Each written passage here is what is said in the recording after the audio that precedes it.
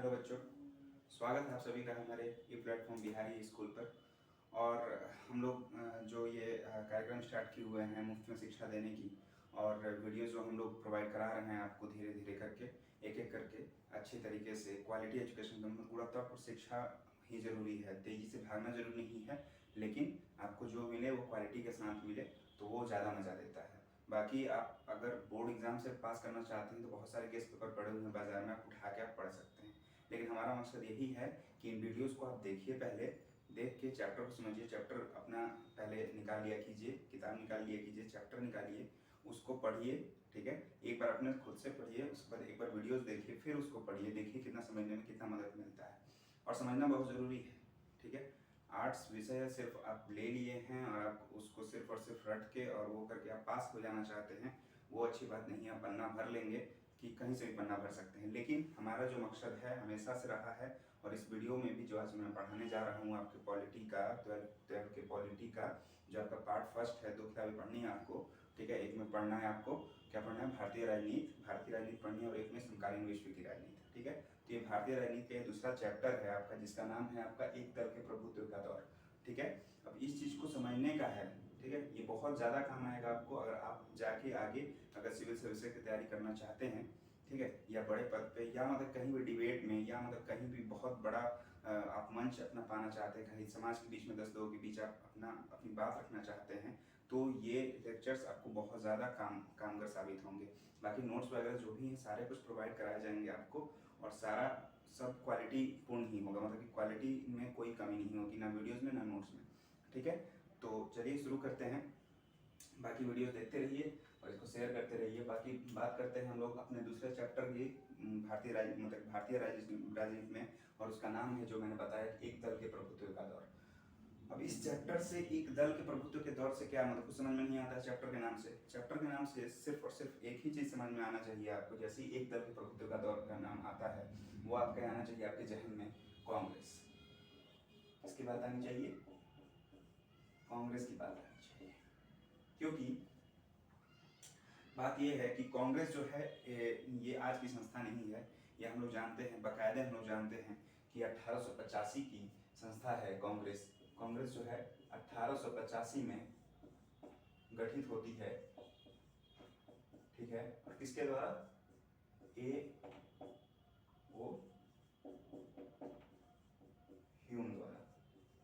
ठीक है, ए O Hume जो कि एक अंग्रेज अधिकारी होते हैं, सिविल सर्विसेज के ही अधिकारी होते हैं, और उनका ही एक मतलब बहुत बड़ा योगदान कहा जाता है ए ओ ह्यूम का 1885 में कांग्रेस का गठन। उसके पहले बहुत सारी छोटी छोटी संस्थाएं, चाहे मद्रास में हो, चाहे मतलब कि मुंबई में हो, चाहे बंगाल में, जितने भी प्रांत थे वहाँ पे अच्छी अच्छी मतलब राजनीतिक संस्थाएं चल रही थी। लेकिन जो कांग्रेस है उसने एक मंच तैयार किया, एक राष्ट्रीय स्तर, अंतर्राष्ट्रीय स्तर पे, राष्ट्रीय स्तर पे, और सारे लोगों को मतलब कि एकजुट करके। ठीक है, सारे लोग मतलब कि सारे प्रांत के लोगों को, उसमें जो 3 प्रांत थे, मद्रास, मुंबई और कोलकाता, इन तीनों प्रांतों के जितने भी क्रांतिकारी थे उनको एक मंच पर लाने का काम किया किसने, कांग्रेस ने।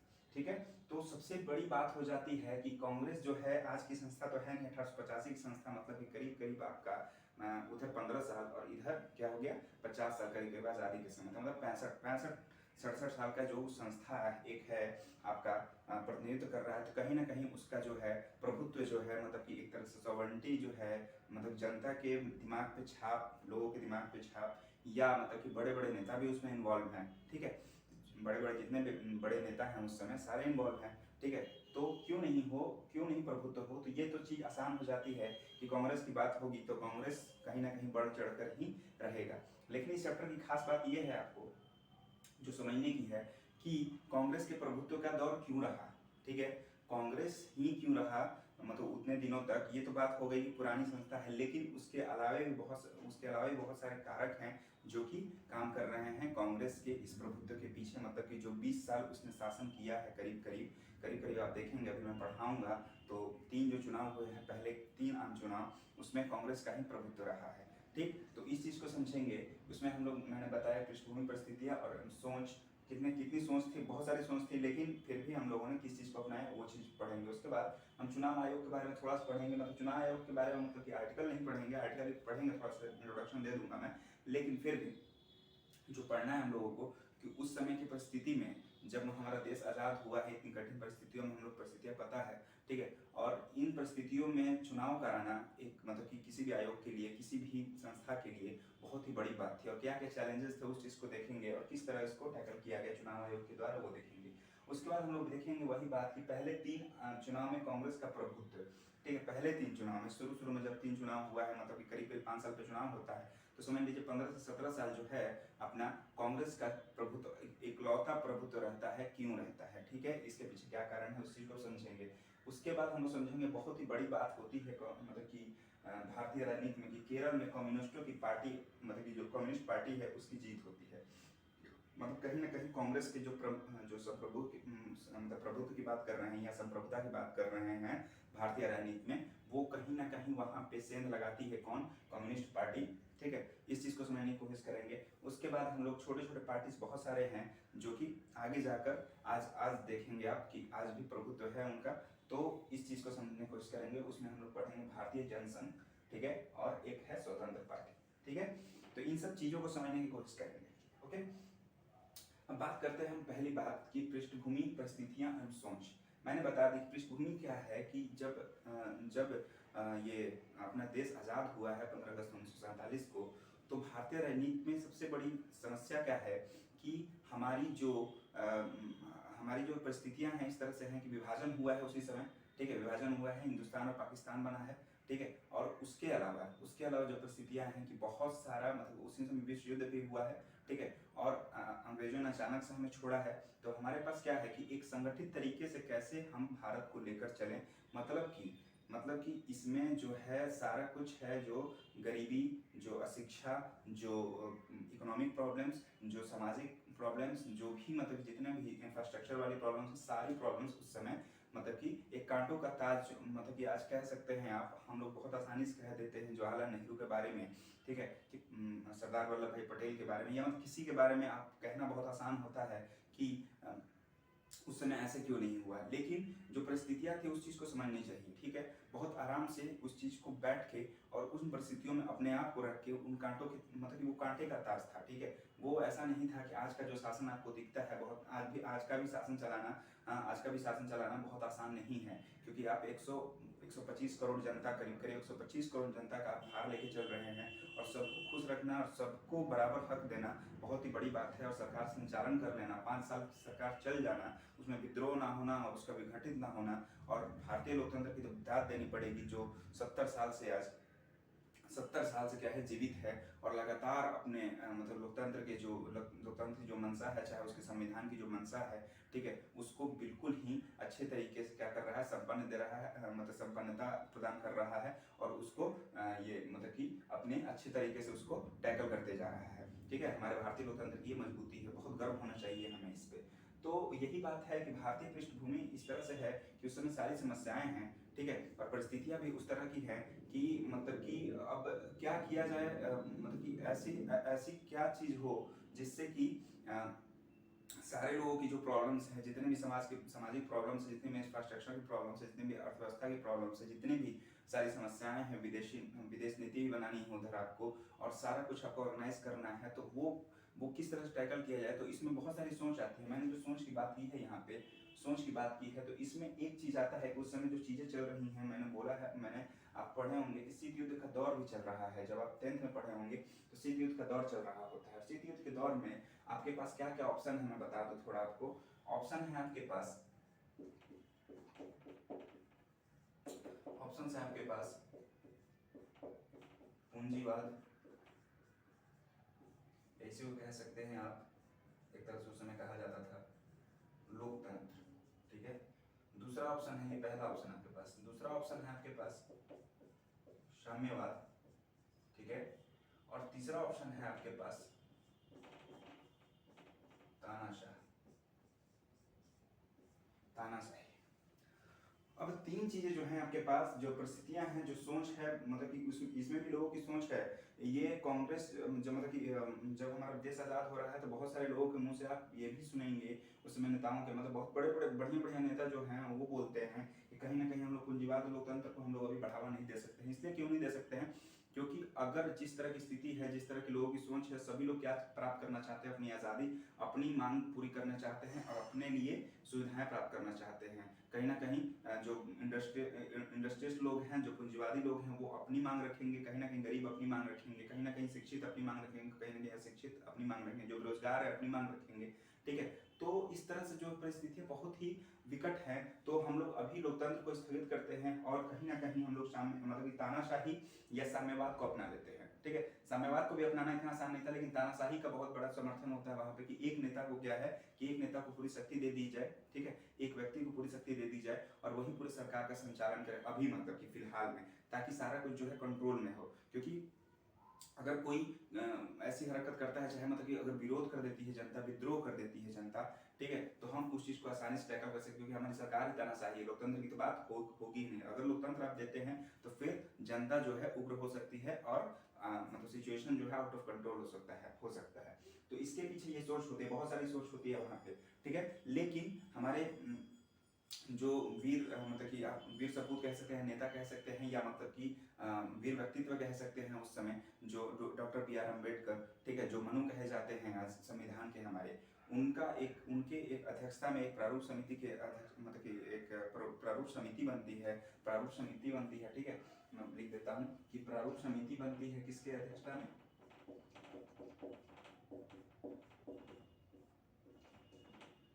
अम्बेडकर। ठीक है, तो Ambedkar, doctor B R Ambedkar के अध्यक्षता में प्रारूप समिति की मतलब कि प्रारूप समिति बनती है और वो एक प्रारूप तैयार करता है क्या कि सारे विश्व में सारे जितने देश हैं उनका भ्रमण करता है, उनकी चीज़ों पर शोध करता है, उनके संविधान पर शोध करता है, उनके जो शासन चल रहे होते हैं, जो बड़े बड़े लोकतंत्र है जैसे कि अपना America, Britain, France, Ireland, Australia, सारे के संविधान को क्या करता है, क्योंकि ये पहले आज़ाद हो गए रहते हैं, तो इन लोगों के संविधान पे क्या करता है, कनाडा, इन लोगों के संविधान पे शोध करते हैं ये प्रारूप समिति के सदस्य। और इस चीज़ को बनाने में इनको करीब करीब हमें लगता है, शुरू में लगता है जब गठित होता है 1946 में, जब संविधान सभा का गठन होता है दिसंबर 1946 में, तो लगता है कि कहीं ना कहीं क्या होगा कि 6 महीना या साल भर में बन जाएगा लेकिन जिस तरह की परिस्थितियां होती है, मैंने बताया कि सारी चीजें चल रही हैं और सारी परिस्थितियों को टैकल कर रहे एक संविधान तैयार करना, ठीक है, संविधान सभा के लिए या मतलब कि प्रारूप समिति के लिए आसान नहीं था। तो 2 साल 11 महीना 18 दिन लग जाता है हमें संविधान बनाने में, है ना। 2 साल 11 महीना,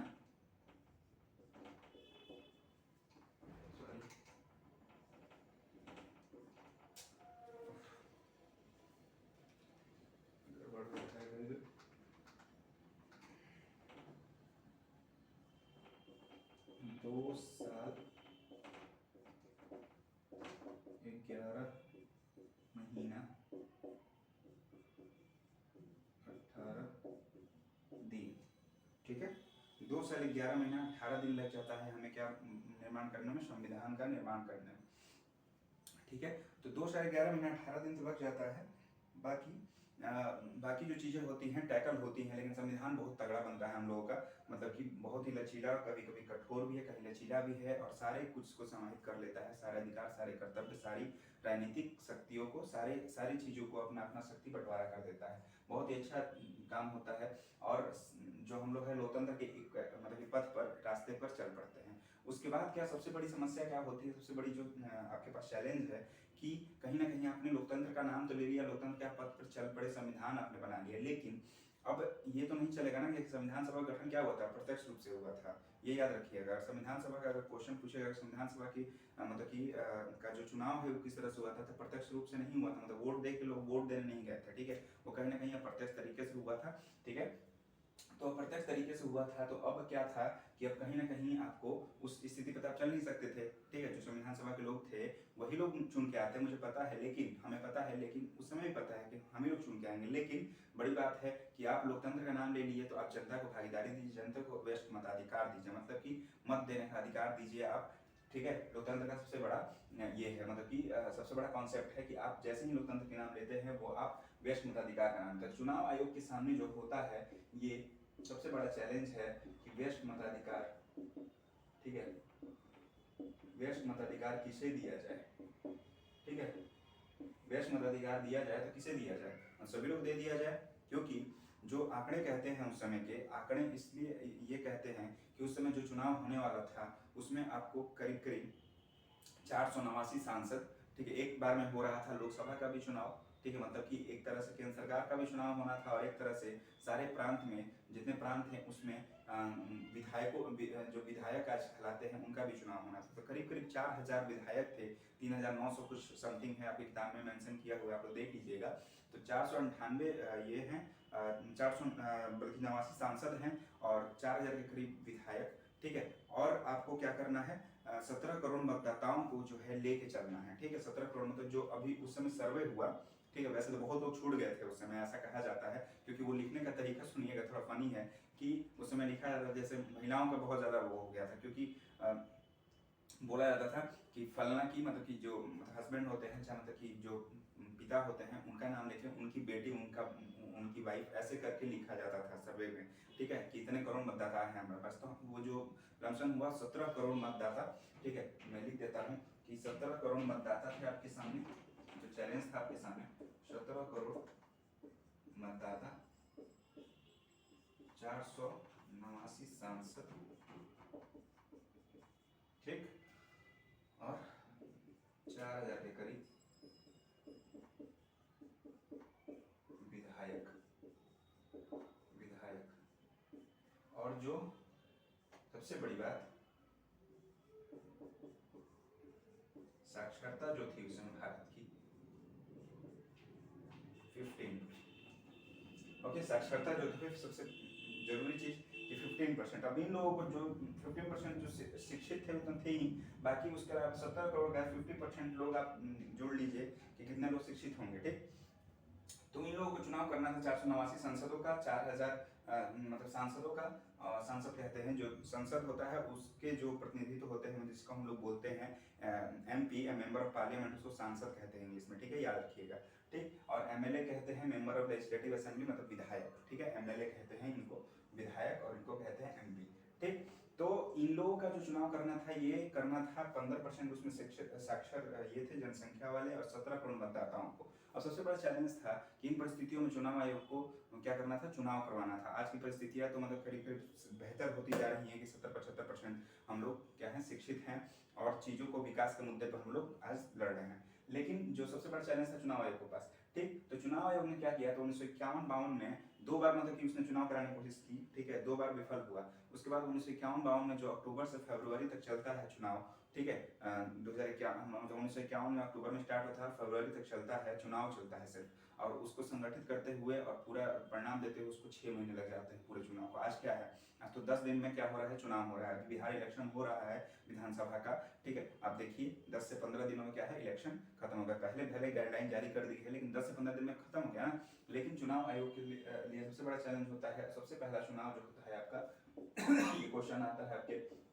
ऑब्जेक्टिव में 1951-52 में, और ये सब चैलेंजेस होते हैं। और इसमें जो आप देखेंगे सबसे बड़ी जो पार्टी उभर कर आती है 489 सांसद पे, वो आती है आपकी कांग्रेस, और कांग्रेस को आपको मिलता है इसमें 1951-52 में, 1951-52 में कांग्रेस की जो सीट होती है वो होती है 364। उसके अलावा जो कम्युनिस्टों की सीट होती है वो होती है 17, ठीक। मतलब कम्युनिस्टों का भी कहीं ना कहीं बोलबाला है थोड़ा बहुत, जो भी है, दूसरे नंबर की पार्टी है, 17 जो सीट आती है कम्युनिस्टों की आती है, ठीक। अब उसके बाद हम लोग बात करते हैं, चुनाव आयोग की बात हो गई, चुनौतियों की बात हो गई। ये सब चुनौतियां 2-3 बार चली होंगी, करीब करीब 10-15 साल तो चली ही होंगी जब तक जनता इसकी आदी न हो जाए। उसके बाद जो तरीका होता है चुनाव आयोग का, आज हम लोग देखते हैं वीवीपैट जो देखते हैं हम लोग, जो मशीन देखते हैं जाकर बटन दाब देते हैं, वो ऐसा नहीं था। वो एक बॉक्स बनाया गया था, बहुत लाखों लाख बॉक्स बनाए गए। उसमें क्या था कि आपका जो मतलब एक पर्ची दे दी जाती थी और सबके पार्टी का जो है आपका बॉक्स रहता था, आप उसमें जाके बॉक्स में वो डाल दीजिए उस चीट, और उसको गिना जाता था, ठीक है, काउंट होता था। तो इस प्रकार, क्योंकि अनपढ़ लोग थे तो उनको समझ में नहीं आता, इसलिए ये काम किया गया। उसके बाद बात होती है पहले 3 चुनाव में कांग्रेस का प्रभुत्व क्यों। अब क्यों का मतलब कि पहले मैंने एक चीज बता दिया है। सबसे पहली बात की 1885 से जो है कांग्रेस चलता आ रहा है, ठीक है, पुरानी पार्टी है, इसने स्वतंत्रता आंदोलन में अपनी भागीदारी निभाई है। इसमें सबसे बड़े बड़े नेता है, जवाहरलाल नेहरू हों, चाहे मतलब कि पटेल हों, चाहे मतलब कि जितने भी लोग हैं, अम्बेडकर वगैरह, सभी लोग क्या हैं, ये मतलब कांग्रेस के ही नेता हैं, ठीक। तो कांग्रेस के नेता हैं, तो कांग्रेस को ही क्या मिलेगा, बढ़त मिलेगी। इसके अलावा जो है चीजें कि उस समय कांग्रेस जो है इन तीन चुनावों में क्या करता है कांग्रेस कि इसमें एक विलय करने की, चाहे गठबंधन करने के लिए एक छूट होती है। जैसे कि आपने कुछ बोला ना, अगर विपक्ष भी हैं आपने कुछ बोला, अगर कोई पार्टी से आप बिलोंग करते हैं, कम्युनिस्ट पार्टी से ही बिलोंग करते हैं और आपने कुछ बोला, तो इस चीज को क्या किया जाता था, माना जाता था और मान के उसमें शामिल कर दिया जाता था, उस पार्टी के उद्देश्य में शामिल कर दिया जाता था। अगर आप कम्युनिस्ट पार्टी हैं, चाहे आप दलित के पार्टी से आप बिलोंग करते हैं, लेकिन आप उस मुद्दे को उठाते हैं और दलितों का जो आपको है जो एक सिंपैथी, सहानुभूति है आपके लिए चला जाता है, तो कांग्रेस इस चीज को बाकायदे देखती थी और बाकायदे देखकर और उस चीज को क्या कर लेती थी, शामिल कर लेती थी। तो जो गठबंधन या मेलजोल करने की जो कैपेसिटी थी कांग्रेस में बहुत तगड़ी थी, इसलिए कांग्रेस का जो है प्रभुत्व जो है इतने सालों तक पहले 3 चुनाव में रहा। ठीक है, उसके बाद बात आती है हम लोगों की केरल में कम्युनिस्टों की जीत। ठीक है, केरल में कम्युनिस्टों की जीत का सबसे बड़ा प्रभाव इसको बताना इसलिए जरूरी है क्योंकि भारतीय लोकतंत्र में जो है अगर कि किसी भी लोकतंत्र में हो, वैसे तो बहुत सारे लोकतंत्र हैं जिसमें कि आज भी एक पार्टी या 2 पार्टी ही मिलकर शासन चला रहे हैं। जैसे कि आप देखेंगे अमेरिका का भी चुनाव हुआ है, ठीक है, डोनाल्ड ट्रंप और जो बिडेन के बीच, और दोनों 2 पार्टी से बिलोंग करते हैं। कौन कौन से? डेमोक्रेटिक पार्टी से बिलोंग करते हैं और एक अपना बिलोंग करते हैं रिपब्लिकन पार्टी से। तो डेमोक्रेटिक पार्टी की अब जीत हो गई है, जो बिडेन जो है बहुत भयंकर मत से भयंकर सीट लेकर आए हैं। ठीक है, और इतिहास बना दिया है इन्होंने। ठीक है, ओबामा को भी पीछे कर दिया है। तो यहाँ पे आप देखते हैं 2 ही पार्टी का जो प्रभुत्व है अमेरिका जैसे बड़े लोकतंत्र में। उसके बाद ब्रिटेन जो सबसे पुराना लोकतंत्र है, वहाँ पे बहुत सारी पार्टी बहुदलीय प्रणाली का ही व्यवस्था है, लेकिन फिर भी क्या होता है, वहाँ पे भी 2 ही पार्टी जो है कि लेबर पार्टी और कंजर्वेटिव पार्टी जो है वही हमेशा कि चुन कर आती हैं। ठीक, तो इस तरह से हम देखते हैं कि हर जगह जो है 2 पार्टी या एक पार्टी, चाइना वगैरह तो लोकतंत्र है ही नहीं, वहाँ तनाशाही है, तनाशाही कहना तो वही है। और हर जगह ही करीब सब जगह कि इतनी जो पार्टियां हैं, भारत में जितनी पार्टियां हैं उतनी पार्टियों के बीच में प्रतिस्पर्धा और चीजें नहीं होती हैं। ठीक, तो वही बात है कि केरल में जो है कम्युनिस्टों की जीत बहुत ही बड़ा एक तरह से कांग्रेस के कान खोलने वाली, कि आँख खोलने वाली जो बातें हैं वो हो जाती हैं कि 1956 में 56-57 में ही जाके, ठीक है, 1957 के करीब ही जाके यहाँ पे क्या होता है केरल में कि कम्युनिस्टों की जीत हो जाती है केरल विधानसभा में। 1952 में हुआ है पहला चुनाव, 1952 में जाके विधायकों का फिर से कि वही बात होती है, केंद्र सरकार का और राज्य सरकार दोनों का चुनाव एक साथ होता है। तो यहाँ पे सबसे बड़ी जीत होती है केरला में कम्युनिस्टों की जीत होती है। और कम्युनिस्टों की जीत में सबसे बड़ी बात होती है कि 100 जो आपके 126 सीट होते हैं, 126 सीट में आपको 60 सीट कम्युनिस्टों की।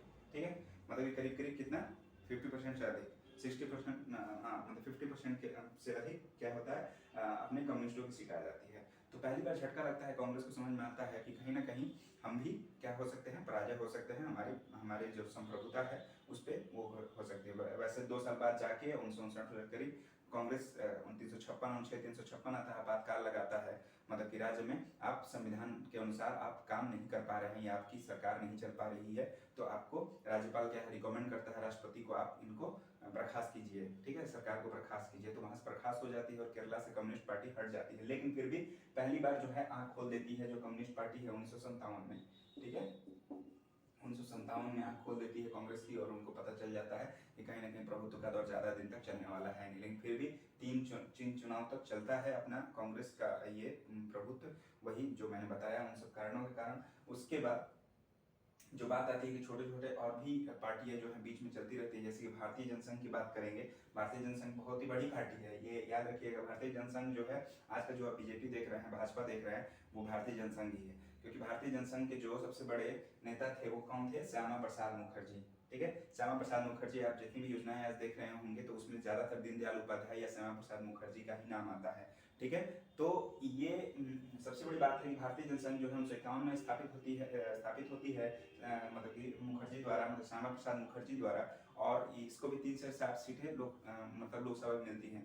इनका जो उद्देश्य होता है वही होता है कि जो गरीबों का वंचित वर्गों का कि कल्याण वगैरह और सारी चीजें जो ये भी अखंड भारत में विश्वास रखते हैं। ठीक है, और ये सब उद्देश्य होते हैं जनसंघ पार्टी के। तो मतलब कहीं ना कहीं जनसंघ पार्टी भी चल रही होती है। अब यही जाके आप देखेंगे 1977-78 में जनता सरकार, और जनता सरकार के बाद बीजेपी जो आज आज भाजपा के रूप में काम कर रही है, यही काम कर रही है। तो कहीं ना कहीं कांग्रेस के जो किला है, कांग्रेस के किला कह सकते हैं, उसमें सेंध लगाने की काम करती है ये कम्युनिस्ट पार्टी। फिर भारतीय जनसंघ भी काम करती है। उसके अलावा स्वतंत्र पार्टी इसलिए थोड़ी खास हो जाती है क्योंकि जो राजगोपालाचारी हैं, जो हमारे राजगोपालाचारी हैं, आज हम सी राजगोपालाचारी जिनको बोलते हैं, तो उनका भी बहुत बड़ा योगदान रहता है कांग्रेस के प्रभुत्व को हिलाने में। क्योंकि उनकी जो मांगे रहती हैं कहाँ कि उनकी जो मांग रहती है कि हम कहीं ना कहीं अर्थव्यवस्था में जो है व्यक्तिगत मतलब कि जो स्वतंत्रता है उसको